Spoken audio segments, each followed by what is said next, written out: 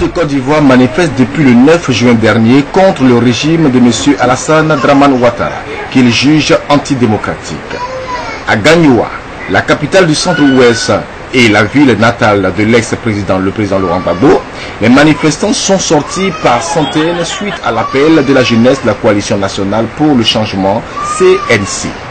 Dans la capitale économique de la Côte d'Ivoire, à Abidjan, les manifestants sont sortis nombreux malgré la pluie qui s'abat en ce moment sur la ville. Des manifestations sont éclatées à Yopougon, Terminus 40, à Bonois et à Divo.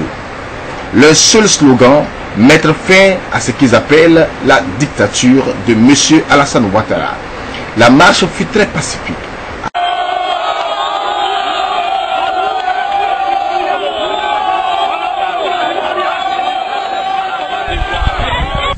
Pour Samba David, coordonnateur de la coalition des indignés de Côte d'Ivoire, il faut que l'état de droit soit respecté. Nous voulons que la démocratie soit matérialisée par l'opposition et la société civile en Côte d'Ivoire.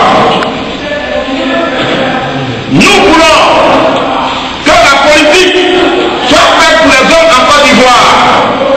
Et nous voulons que l'intérêt national soit vraiment l'intérêt national, mais pas l'intérêt de l'individu. Nous voulons que nos enfants vivent en Côte d'Ivoire. Qu'ils vivent.